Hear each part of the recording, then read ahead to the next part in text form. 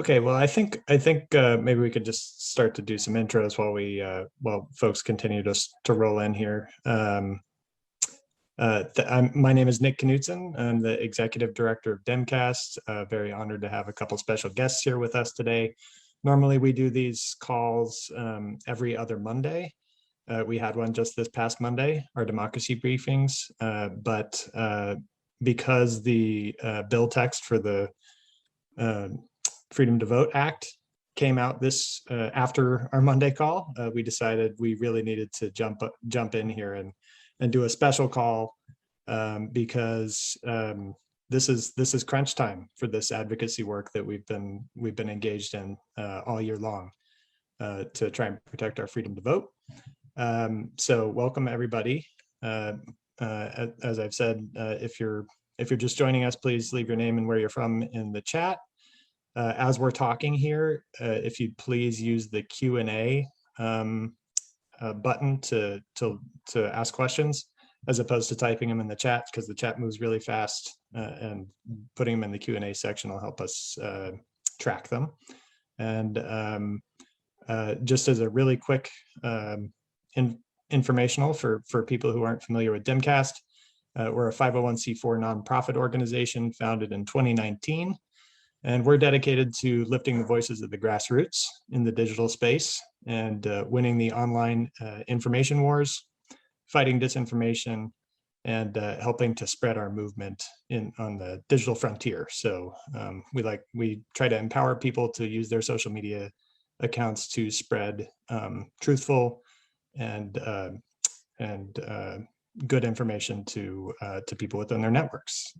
So without further ado, I think I'll hand it over to Jamie, just a quick sort of idea of what we're doing today. We're going to do a quick overview of, well, a 10-minute-ish overview of what's in this bill, and then leave some time for some questions and answers. And we've got Aaron here from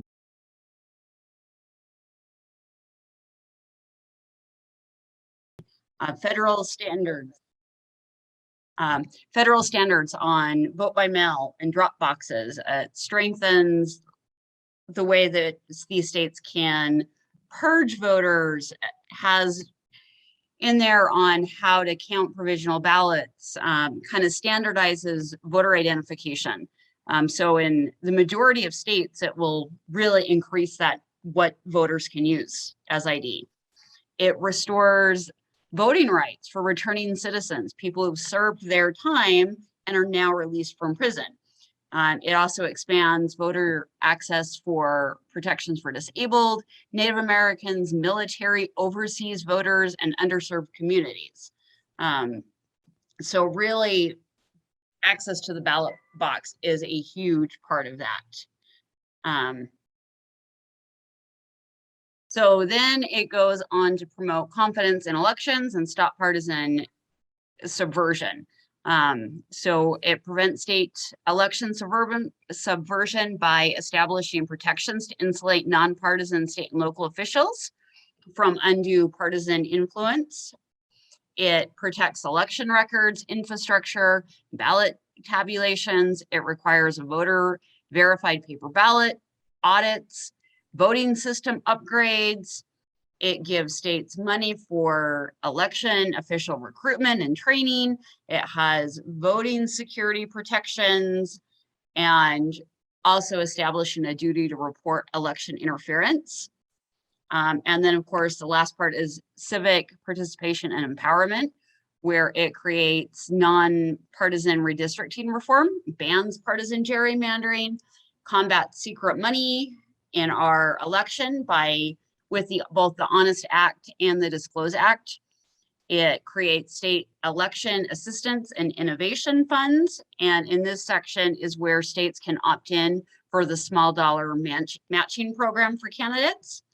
And it strengthens oversight of federal election laws and then stops illicit PAC coordination. But I know a lot of people are going to have a lot of questions. And so we really want this to be more, what questions do you guys have? I know from a friend I've gotten a lot on gerrymandering through Slack. So first question, what items were left out of the original bill? The big ones were the ethics reform. What else was left out? I think there were a couple, I guess, first of all, I'll just say that, I think this is definitely not a half loaf. This is very much a 3/4 loaf or 5/6 loaf, or it is very comprehensive, and as we know in the legislative process, things get compromised, things are negotiated, but I think this is still an extremely bold bill that, Common Cause is certainly supporting. And so I think there are a few other provisions, the FEC, in the original bill would have an odd number of commissioners to prevent deadlock there. It's now still an even number of commissioners. The initial bill had independent redistricting commissions. Now it's strong redistricting criteria to help prevent racial and political gerrymandering. So I think it's not everything that we want. There's still work to be done, but it's an extremely bold bill, and I think it's it's very much worthy of all of our support. Yeah, and I was completely remiss in actually introducing Aaron. He is the Senior Director of Legislative Affairs with Common Cause, so I apologize for that oversight. So watching all these questions come in fast and furious. And I knew this would be a popular one. What does this bill do for states like Georgia and Texas, where there is an alternative path, for if there's the states in Georgia, Texas that are trying to, take over local election boards? Yeah, so it would, prevent that. It would, there are it sets kind of certain standards in place to ensure that that can't in fact happen, but it has to, there are certain nonpartisan criteria that state and local election boards have to follow. And so it's kind of a number of safeguards, a number of checks to prevent, intimidation, to prevent, hostile takeovers, to ensure that, all voters' voices can be heard. So it's, some new strong safeguards in there. It also, enhances penalty on voter intimidation attempts and disinformation attempts on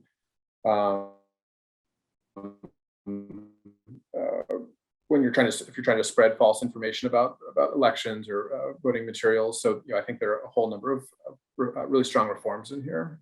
Yeah, and it seems like it also specifically said that the AG and courts have jurisdiction over that. It seemed like when I was reading it, it said that over and over and over again.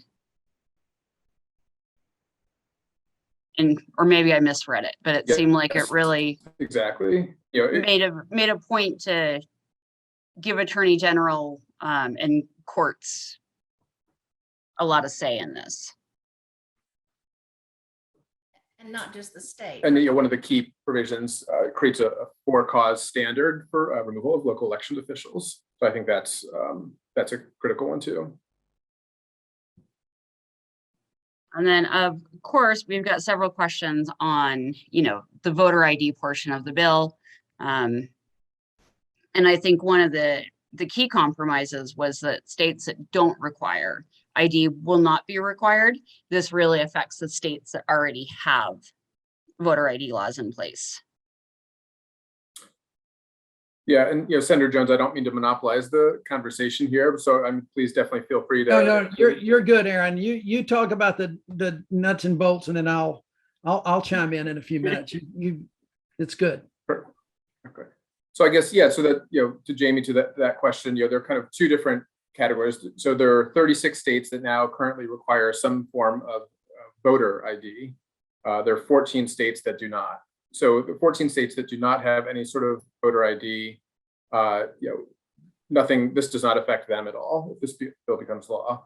For the 36 states that do have voter ID, the West Virginia model is the new standard for that for those 36 states. So West Virginia is now kind of the ceiling for those 36 states. So West Virginia, fortunately, has a very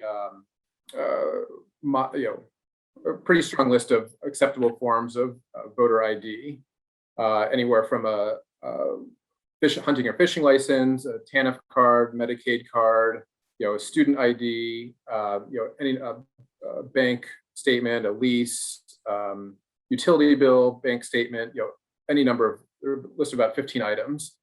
So now that's now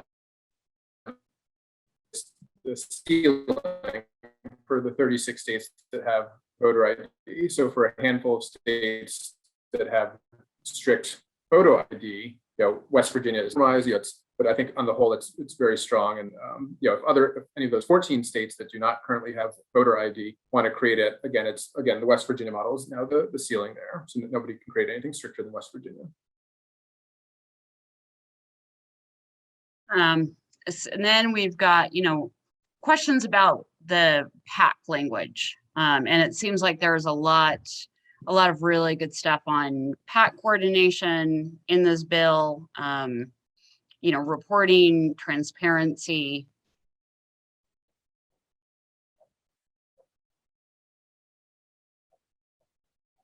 Yes, yeah, the Disclose Act, which is, as folks may remember, it was filibustered by Republicans back in 2010 after the Citizens United decision. It came one vote short in the Senate from becoming law. It was 59 votes in the Senate. That is very much still in the bill. That were required, covered organizations, that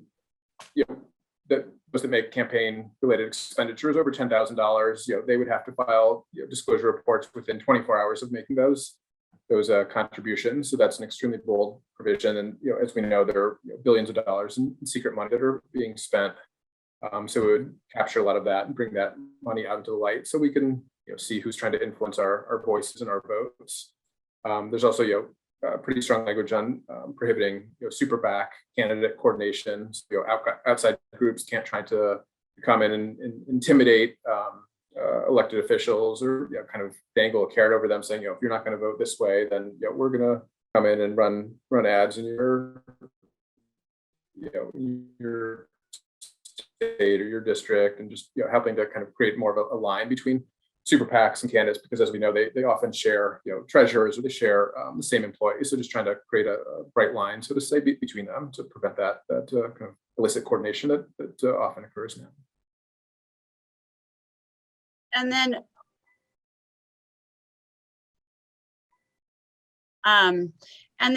we know that Ohio passed extreme gerrymandered maps last night. How is this going to affect states that are rushing to pass these horrible maps right now? I know there's a provision that's 30 days after this bill is passed.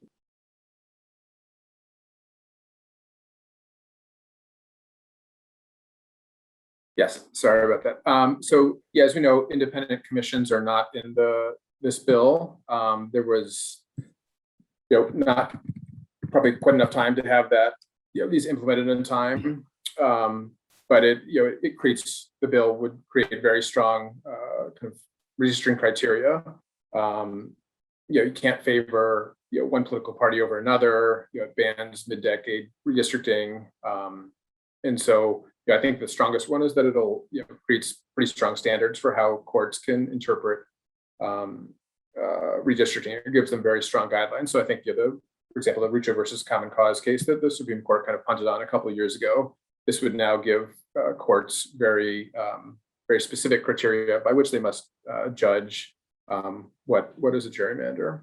And so we feel confident about that, and as do other groups that work on anti-gerrymandering efforts, that this will give very clear guidelines to courts, because as we know from that decision 2019 and another, Gill versus Whitford, another decision based in Wisconsin's gerrymander from 2017, that the courts basically kind of threw up their hands and said, like, oh, no, we don't have any criteria by which to judge this. And so there were a couple criteria called, it was called an efficiency gap, or a couple other kind of standards that were tried to be developed by academics and others. But I think now this bill will give pretty strong criteria to courts. So they hopefully won't be able to just throw up their hands and say, oh, no, we can't do anything about it. So I think this is a pretty strong provision.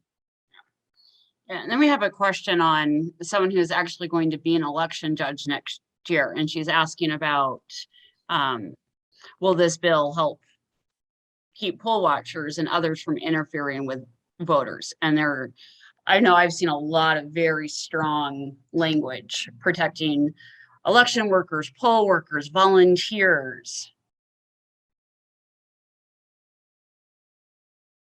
Yes, so it'll definitely provide, again, there are increased penalties for here if you're trying to intimidate voters or spread misinformation or intimidation for any sort of activities at or around polling locations. And so there's also just additional funding as well that this will authorize. So I think for security reasons, for other kind of election infrastructure as well. So I think those will hopefully help with that goal as well. And I should say as well, state and local elections officials were closely consulted in drafting these updated provisions in here as well. So I think that's critically important. I think it's quite responsive to what state and local elections officials were asking for. And so this is for everybody. What letter grade would you give this bill compared to the original? I would say a B.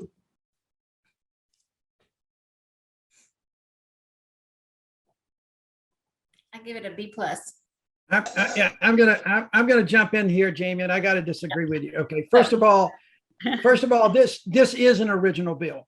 Okay, and we've talked about this. This is an original bill. It's not HR 1. It's not For the People Act, which does contain a lot of other really good things.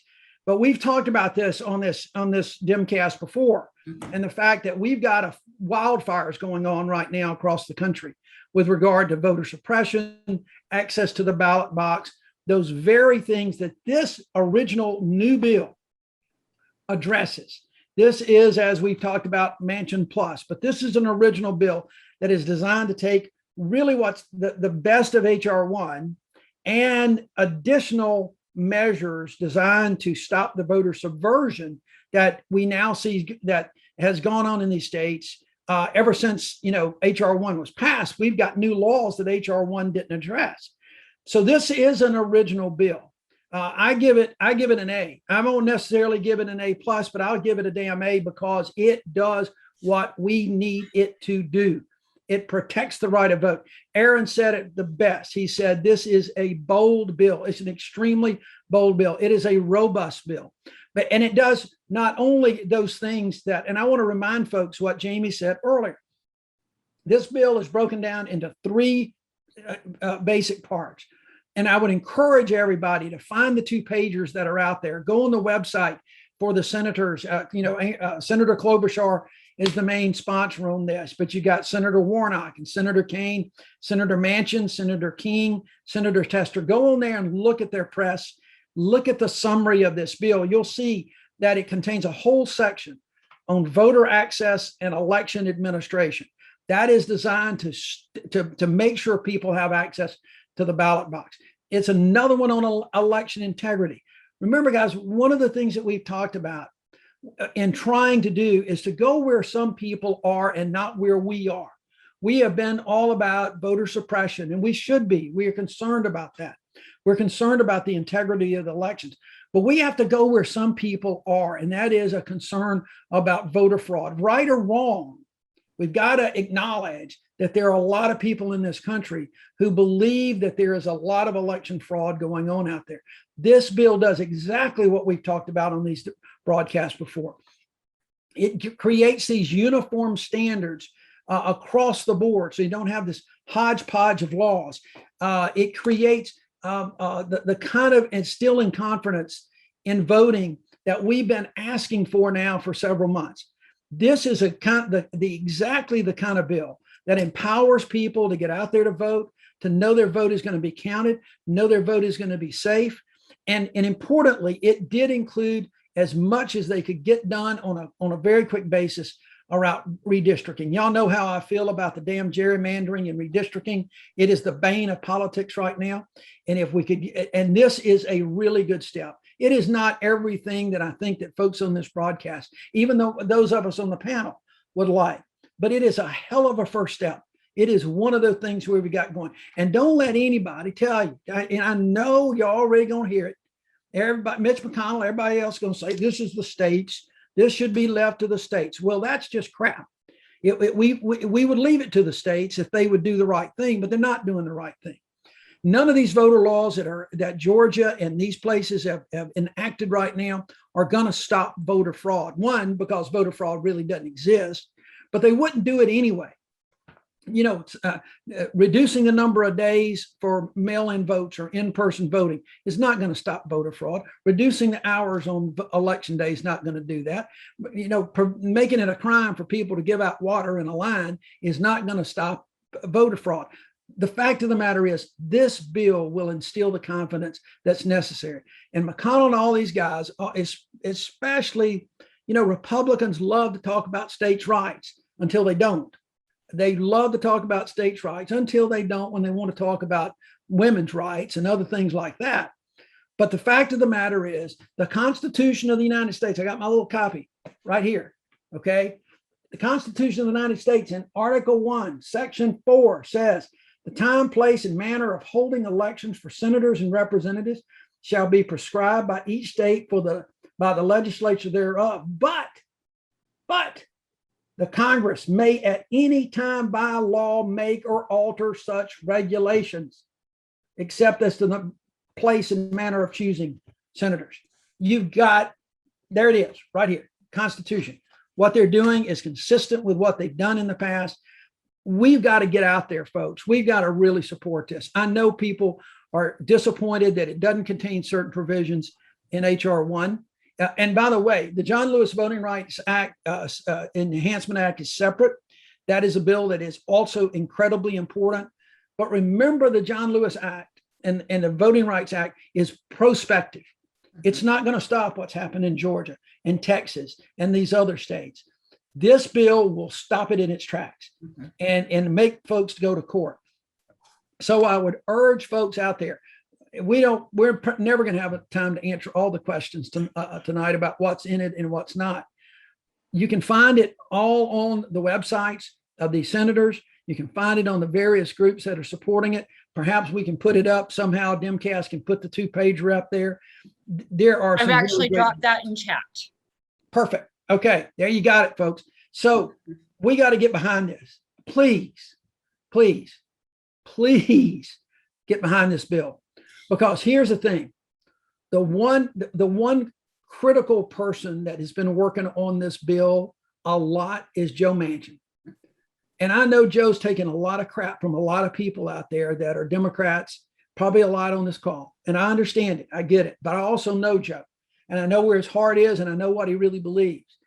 And I know that the people that have worked on this bill, including Senator Schumer, Senator Warnock, Senator King, all of them, have talked to him and worked with him to try to fashion a really good bill. And they're giving him some opportunities. They're telling him and just saying, look, here it is. This is a bill that everyone should get behind. Everyone should support. Try to get some Republicans to do it. I don't think he's going to be very successful, but I hope he will. I would love to see 10 Republican senators or more say, you know, you're right. This is not a partisan bill. This is a bill to protect democracy. This is a bill to protect the right to vote. So we're going to put our country over our party and tell Mitch McConnell to go jump in a lake, maybe one that's got a lot of coal ash in it for whatever we know in Kentucky. But go jump in a lake and we're going to get this passed. Now, but if he doesn't, and I'm going to still have so much faith and optimism here, folks, that Joe, there's a plan. We don't all know it yet. I'm not there, so I don't know it. I wish I did, wish I was there, but I'm not. But I believe there's a plan. I believe there's a plan to get this bill passed and get it passed quickly and get it onto President Biden's desk. I don't know what that's going to take. I don't know what it's going to look like, but I know Joe Manchin's put a lot of time and effort and heart into this for the right reason. And if he realizes, and people across this country realize, the ideal situation is to have a bipartisan bill. But nothing that's going on across these states right now is bipartisan. Not a damn thing that's going on in Georgia or Texas or any of these other states. There's nothing bipartisan about what's been happening. And so Congress has got to be the backstop. Congress has got to work on it. So we'll get back to some more questions. I'm sorry, Jamie, but I just was about to explode and had to start talking about this. And so I apologize for just jumping in. And Jump in whenever you Gun want. explosions are the Jump best on part it. about your Yeah, call. that's right. That's what we come for. So- And you were Everybody's saying, on to see us. They want to see you guys. they're on here to see you. We know they're here to see you. Yeah. When you say let's get behind the bill, and I think the majority of the people on the call tonight are behind the bill because they know that this is our best shot to get done what we absolutely have to get done. What do you think are best as activists? What can we do to show our support that will make a difference? I think there's a couple of things. Number one, I just think the tweet storms, the social media, whatever we can do to get the word out that this is a good bill. Mm-hmm. But I really think the other part of this is that going, as I've said before, going to where people that are reluctant to support this bill are and trying to convince them. And not just talking about all the things that we know are near and dear to our hearts, like voter, suppression and stopping voter suppression and giving access, but talking to them about instilling confidence in the elections and how this gives the power to the states, to the courts, and everybody to take it out of partisan politics. Because so many people across this country, even Republicans, independents, will tell you that they will instinctively tell you that elections, conducting elections should be nonpartisan. It should be a matter of procedure and routine. And that's what this bill is doing. And this bill is creating those national standards for folks that are going to be important, because consistency is always. Remember back in 2016, after 2020, and President Trump started filing lawsuit after lawsuit, and he was all over the place. You didn't know where the next lawsuit was going to be filed. And that's because of the hodgepodge of state laws that are out there, some giving more freer access, others not so much, like in Alabama. This is going to give people an opportunity for early voting. It's going to give people an opportunity for mail-in voting, but on a consistent basis. And those states who have voter ID laws, it's going to basically give a standard in a uniform way. It's not going to let the states so constrict them that it's not going to, that it's ineffective. The other really important thing, because you guys know, we've talked about this too, we got to get younger voters out there to vote. Even in the recall a vote that happened this week, the 18 to 29-year-olds stayed home. They stayed home. And we got to start changing that. This requires a polling place on college campuses. It really helps motivate, I think, younger voters to do things. So it's just really a good bill. I just applaud these senators so much. And I think everybody ought to call them, write them, let them know we're behind them. But we ought to get our friends in these other states too, to contact their senators and their members of Congress from the other party and just say, look, this is a good bill. This is a nonpartisan bill. This is a bill that everybody ought to get behind and support. So I think between social media, contacting folks, writing op-eds, calling into talk radio sometime, and doing it in a respectful way, and going to where those that are going to oppose this, go to where they're going to be, and just say, hold on a minute, look at this. Don't look at it through the lens of Republican versus Democratic. Look at it through the lens of an American. Look at it through the lens of a patriot that wants to give everybody the equal access to vote while still making sure that our election integrity is safe and sound. That's how we can get this thing done. And there needs to be this groundswell. We're seeing it right now. I just feel really optimistic about this for the first time in a long time. You know what? And no matter where you're from, we hear this a lot. Both Gloria and myself, we're from red states. If you have a red senator, it is just as important for you to call the Mike Lees, the Ted Cruzes, as it is the Ron Wydens or the Elizabeth Warrens. Right. Everybody needs to know, regardless of who your rep is, how you feel about this bill. Well, I That's mean, exactly there right, was Jamie. Doug, there was a poll out about Americans trusting election outcomes this past week, I think from CNN, that said that 8 out of 10 Republicans did not think that Joe Biden had enough votes to win the election, and that a majority of Americans overall felt like that our democracy was at risk.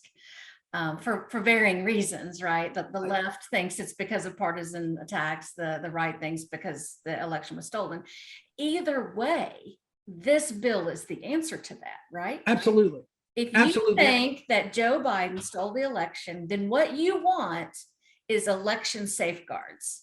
Right. Right. Which this bill has. Which this exactly. Bill has. And it also has mandatory audits.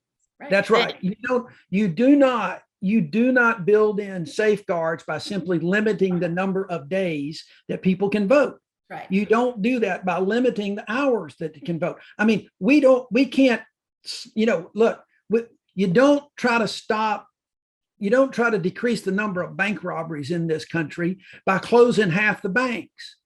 I mean, that's just not going to work. And if you do it, the numbers may go down a little bit, but guess what? A lot of people will be shut out of the system. That's what's happening here. You don't do that. Fraudsters don't just come out at night or on Sundays, and they don't just walk around with bottles of water. Those laws that are in effect now, people have to tell folks and try to get them to understand that they're being sold a bill of goods, that's really not what this has done. Now, I'm going to tell you folks, you cannot and you should not at this point, in my opinion, this is solely Doug Jones's opinion.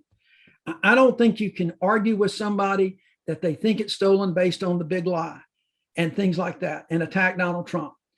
Whether right or wrong, they believe it. And so now you've got to just talk to them about how is the best way to give you confidence in the election. Well, the way you do that is to have these uniform standards, to know that the folks in Alabama are playing by the same rules as the folks in Tennessee and the folks in Oklahoma and Utah and everywhere else. We've got the same set of rules so everybody can judge those. That's how you instill the confidence. That's how you have the watchdogs that are out there. And guess what? It takes rid of the partisanship. It removes the partisanship, not just in red states, guys. It removes any partisanship in blue states as well. It puts it in who the hell can argue with that? I mean, who can really argue with that unless you think you control enough power that you want to keep it in the hands of a partisan to win elections?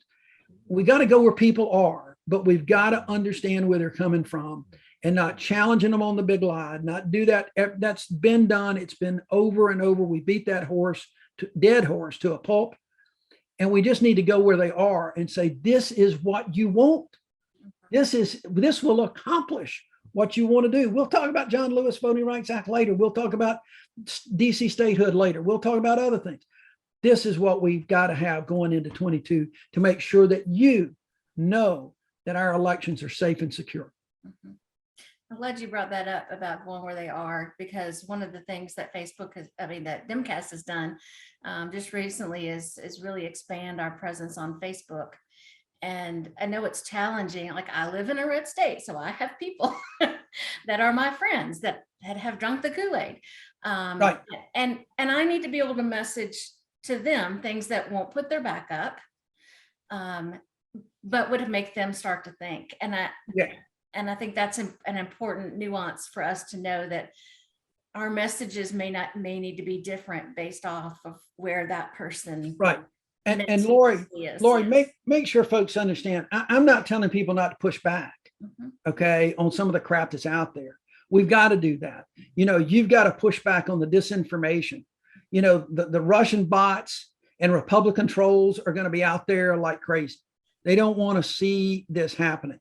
And so when I'm talking about going where people are in a way that you can logically explain, I'm not saying don't push back. You're going to have to push back against some of the crap that's out there. It's unbelievable. These, private Facebook groups. Some of us, some people are here that are belong to some of these private Facebook groups, the hunters, the fishermen, the people that are there, they're going to listen to this stuff too. We can't take anything like that for granted. There's a lot of people that's in our base that are in these groups. We've just got to continue to get the message out there and kind of just build this from the ground. Republicans are so organized. The Republican trolls are so organized online, and they just eat our lunch sometimes. But remember, when I'm talking about that, they're doing that not for this country. They're doing that for political power. They are doing it solely for political power, and we've got to push back. We've got to get ourselves organized so that we can get the information out there to folks. We've got to keep the faith. We've got to work hard. We've got to make sure that that we keep up the hope, because this is what this democracy is all about. Absolutely. And on Monday, we will have a social campaign going. I think that's what we decided, right? Monday? Yeah. And we'll put that information out about different messaging, and we'll include some categories of messaging to your independent / right-leaning friends. Or your drunk uncle, as the case Your might drunk, be. okay, I like your drunk. That's it. Messaging. And your the drunk fact uncle. is when you read this bill, there should be no reason Republicans are against it. It actually helps rural communities. It does. It does, Jamie. That's a very good point. It requires our voting machines to be made in the US. It requires the voting machine vendors to be owned by US citizens. How can they be against that? Wouldn't that be something they would be like, yes, please. It requires mandatory audits. Right. All great points, Jamie. But the point that you made about rural voters is really important, because that's where so many people think that we're falling down. And it does. It helps voters in rural areas who have trouble with transportation, can't get off work. It minimizes the time that people have to stand in line. It does all of those things that's going to help voters across the board, but certainly so in rural, and as Reverend Barber says, the low income voter that has to work 1 or 2 jobs out there.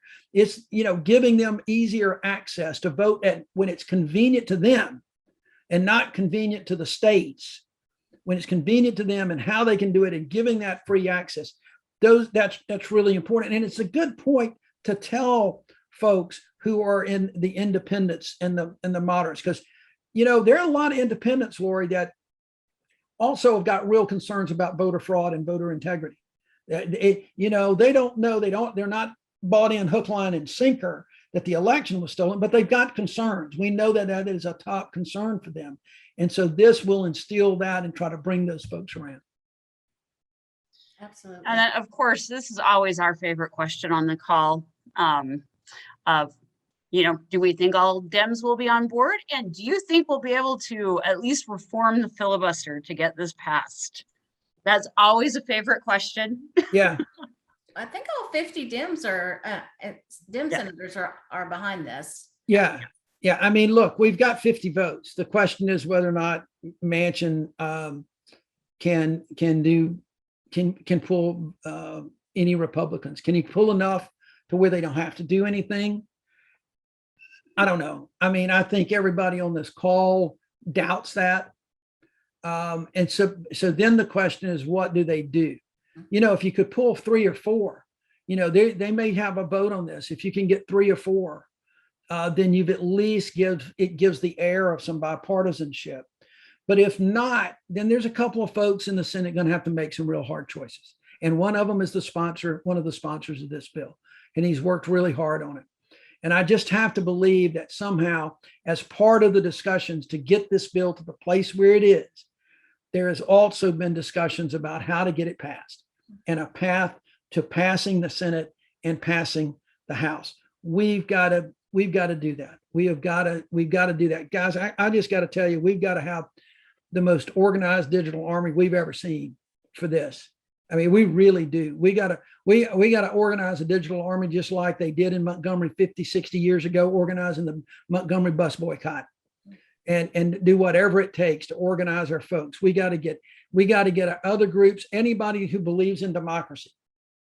They need to step up, and they need to get out there and get their folks out there, because this bill keeps democracy alive. Mhm. Do you have any other intel, Aaron, on filibuster? I'll just say that I think there's a kind of a careful dance that Senator Manchin has to do. Obviously, common cause is certainly, still, we have not given up on Republicans. We still have organizers in a number of key states, Arizona, Alaska, Maine, Pennsylvania, North Carolina, elsewhere, who are pushing now on the Freedom to Vote Act, as well as the John Lewis Voting Rights Advancement Act. We're not holding our breath, though, unfortunately. So I think there's somewhat of a kind of a delicate balance here, and that if there, as we all heard Leader Schumer say earlier this week, that he's going to call as soon as next week, although not guaranteed, kind of a procedural vote on Senator Manchin's compromise bill. I think Senator Manchin has to be able to publicly show that Republicans are not going to support even just beginning public debate on the bill. And then that will hopefully kind of catalyze a discussion, a family discussion in the Senate Senate Democratic caucus, or continued discussion, I should say. Just to manage expectations somewhat. There are a lot of very key priorities in the Senate now. The infrastructure and reconciliation packages are extremely important. Obviously, the CR, the continuing resolution to fund the government past September 30th. The debt ceiling, that certainly has to be raised as well. So I think this family conversation will continue into October. So next week's potential vote is certainly not going to be the end of it. It's kind of the next act, so to say, and then that'll hopefully help catalyze a continued discussion throughout October. So I think, look, it's just it's going to be there'll be some difficult conversations in the caucus. I'd love to be a fly on the wall in there, but I think President Biden, as we saw from that Rolling Stone article, I think earlier this week, that's a positive indication that that's out in the public now, and I think hopefully President Biden will engage and come to caucus meetings at the right time, and just really show that how critically important passing the freedom to vote is, with or without the filibuster. We're getting closer. This marathon is being extended a couple extra miles, but we're getting close to the finish line though. We just got to save some juice in the tank for these last couple miles though. Yeah, and there are events happening tomorrow on Finish the Job by the DFAD Coalition. So I've dropped the link in here that you can see if there's any by you. And any visibility things you want to do in your, if there's not one to do. You can sign up to be a host on this, holding letters on a street corner in front of your senator's office. Call your press, let them know you're out there. A lot of times they'll come. They like that stuff. I was just going to score. I think one thing that Senator Jones said that was especially really important was just the importance of keeping it positive, keeping it very civil. We need Senator Manchin and Senator Sinema and a couple others to get to a hopefully good place. So when you're doing phone banks into West Virginia, when you're doing phone banks into Arizona, when you're outside their offices, I think it's got to be positive, and nothing drives an elected official way more than being negative or trying to embarrass them for when we really need them. As we know, there's zero margin of error here. So I think we just got to keep it really positive and really civil, which I know we all know this, but just I think it's important to underscore that. Great. And just on the messaging point, reflecting both things that both Aaron and Doug have said, it's important to understand the process here, that this bill is going to come up for a vote and it's going to go down, and all 50 Democrats are going to vote for it, and very likely, at least the first time around, all 50 Republicans are going to vote against it, and there will be a contingent of people in the online space who will want to take the opportunity in that moment to mock Senator Manchin for thinking that he could get any Republican votes on this. And that is just not the way we need to go. We need to highlight the fact that Democrats are for this bill. Here's all the wonderful things that are in this bill. The public highly supports this. Why aren't the Republicans voting for this? This doesn't make any sense. They should want this to pass. And really just swing for the fences on that messaging, and just try and divert people away from their go-to place, which it has become over the last number of months, at bashing sort of the Manchin and Sinema Democrats. So that's just a really important thing. We really need to understand it's going to go down. Then they're going to go back into the room. Maybe they'll make some tweaks, and they'll try and bring it again.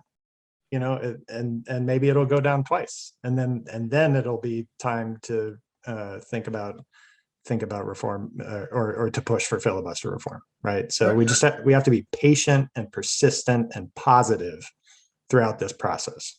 Yep. Great points, Nick. Thank you for saying that, because I completely, if you're going to swing for the fences, folks, swing for the fences on democracy. Don't swing for the fences trying to knock out somebody that we need their vote. We need their support, and somebody that spent a lot of time, I can tell you, a lot of time doing this. And there will be no one in the country more disappointed if there's not Republican votes than Joe Manchin and Sinema.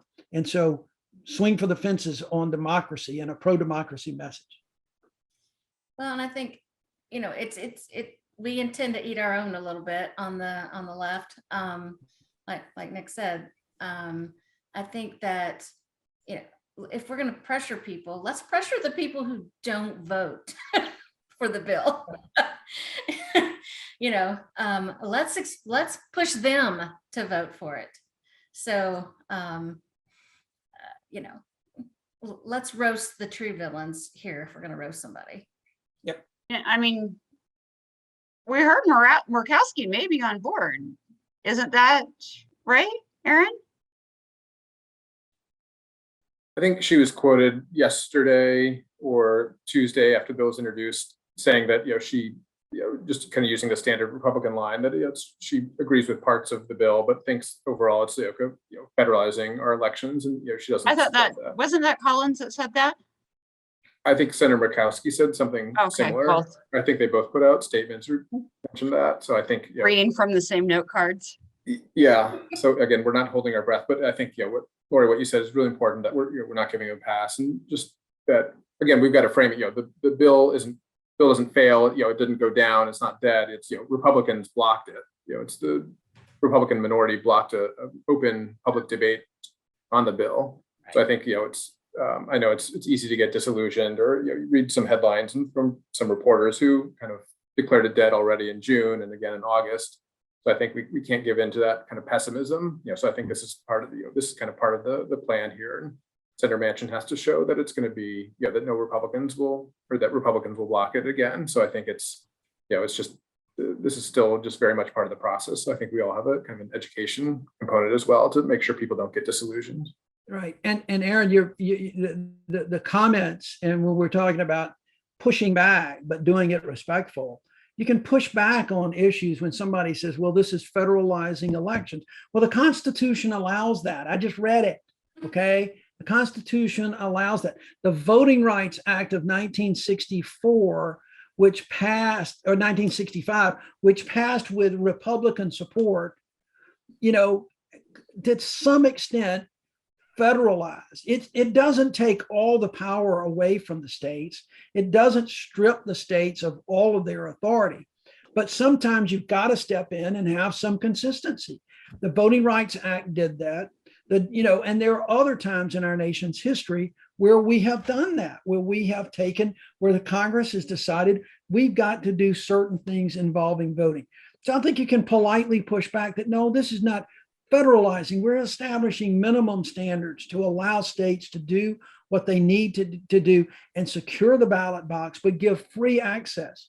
Congress stepped in 1965 because states like Alabama, some of the same states we're seeing now pushing back, Georgia, Texas decided that they're going to completely alienate and not give the right to vote to a whole segment of the population. And Congress stepped in to give those standards and to do things, and that they can do it again. And by the way, don't let anybody forget that federalization, to the extent that it did in 1965, got reauthorized twice by almost unanimous votes in the United States Senate. Got reauthorized. Even Jefferson Beauregard Sessions from Alabama voted for the dang thing. Okay, so everybody understands that there are times in our history where Congress, they're there to do those kind of things, and so we've got to make sure that we push back and we answer, and we can answer all of those. We can answer when a Republican says, well, my state's not really having a problem. I think my friend Susan Collins said that. Well, okay, but that's your state. These are national elections. And Margaret Chase Smith, who was the Republican from Maine, she voted for the Civil Rights Act in 1965. You weren't having problems in 1965 either. But that your senator, who I think she's in her seat, saw a bigger picture. And that's what we've got to look at. We've got to look at the bigger picture and having confidence across the board on both sides of the aisle. Don't you think you could say, back to Susan's point, well, don't you want to give the rest of the Americans the freedom to vote that they have in Maine? Exactly. We use that line. We use that line with Romney all the time, that because Utah actually has very progressive voting laws, Right. Should the rest of the country be able to vote like we enjoy here in Utah? Yeah, same standards. I mean, just, it's easy to answer in a polite pushback without fighting. It's easy look. This is everything's on our side on this. If we just do it the right way, everything is on our side. The history is on our side. The Constitution is on our side. Public opinion is on our side.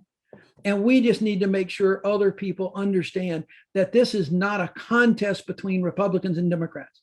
This is this is what this country was built on, the right to vote. And we haven't been a full-fledged democracy our entire time. It was not until the 60s when we started really letting people vote that we got to be a full-fledged democracy. We weren't for years, decades. Women didn't have the right to vote. African Americans didn't have the right to vote. Now they do, but we can't take that away. We are now still in this mode of forming that more perfect union.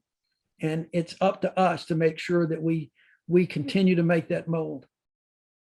I feel like you started, Doug, but we got 5 minutes left. Take us to church, man. No, look, I just hope everybody can get behind this. I just want to make sure that folks fully understand the importance of this bill. And we have got to organize like we've never organized before. I know people said that about the 2020 election, and we did. And there was a lot that went on. Every election is the most important. But I'm going to tell you, without this, I don't know, you're not going to get anything done in the Senate and the House. If we can't get voting protections done, the rest is just never going to happen. You'll get an NDAA, you'll get other things like this, but the real substance that will keep us a democratic process and our institutions will fall by the wayside. And we cannot let that happen.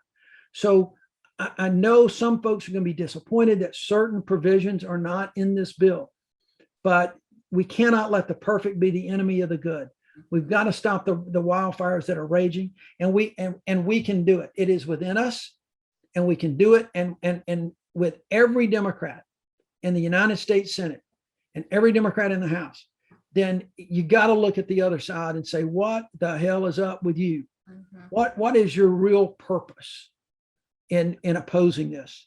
It can't be about democracy. What's your real purpose? And it can't be about election integrity. So what's your real purpose? And we all know, I think, the answers to that. And I think if we can do this and we can get behind this and we can just build this momentum, I said it earlier, I tend to be, I'd gotten a little bit pessimistic about this in the last couple of months, but more recently with this bill and what I know is going on behind the scenes to try to get this bill done, I'm optimistic about it and I'm hopeful because at the end of the day, people step up and they do the right thing. And I believe that that's going to happen here. So I really appreciate it. Aaron, it was great to be on with you. Thanks for all the work you and Common Cause are doing. Nick, Lori, Jamie, thank you all for the continued messaging that you're pushing out there and for, allowing me on occasion to, crash the party. We're always happy to have you. Yep. Our signups go way up when you join, Doug. So it's it's totally selfish. I think that Doug's totally right. We have to. This is crunch time right now. To whatever effort you've been putting in on, we collectively and you specifically, people out there have been putting in on trying to help get voting rights passed for the last 9 months in particular. We got to double it in the next month. We have to be loud and shrewd with good messaging, good positive messaging, persistent messaging. We at DemCast will do everything that we can to help facilitate that. We're going to be working up some constantly evolving content in our social media toolkits. We'll be having regular social media storms and trying to help people, like Lori was saying before, kind of differentiate messaging based on who is in your social media sphere of influence. Some people we want to motivate to get involved in the activism pieces. Some people we want to inform.